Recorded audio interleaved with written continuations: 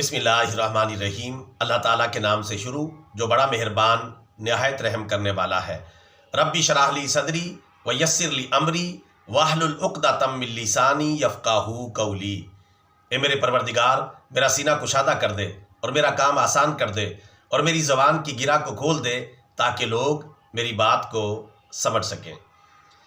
برادران اسلام، صحیح بخاری کی حدیث شریف نمبر 2465 میں ہے کہ صحابہ کرام نے پیارے رسول اللہ صلی اللہ علیہ وسلم سے سوال کیا، یا رسول اللہ صلی اللہ علیہ وسلم، راستے کا حق کیا ہے؟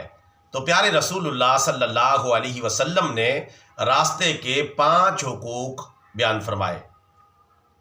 آپ صلی اللہ علیہ وسلم نے ارشاد فرمایا، غض البصر وکف الاذی ورد السلام وامر بالمعروف ونہی عن المنکر۔ ترجمہ: راستے کے 5 حقوق ہیں۔ نمبر 1، نگاہیں نیچی رکھنا۔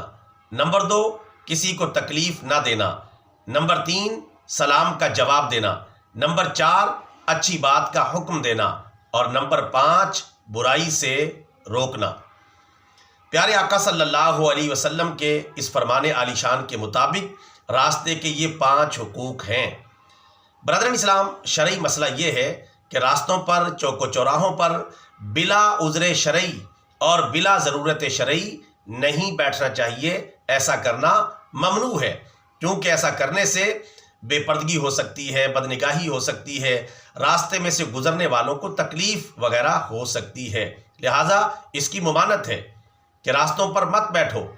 لیکن اگر ضرورتاً بیٹھنا پڑ جائے اور کسی وجہ سے چوک پر، چوراہے پر یا راستے پر انتظار کے لیے کھڑا ہونا پڑ جائے، بیٹھنا پڑ جائے، تو ایسی صورت میں پیارے آقا صلی اللہ علیہ وسلم نے راستے کے یہ 5 حقوق بیان فرمائے ہیں۔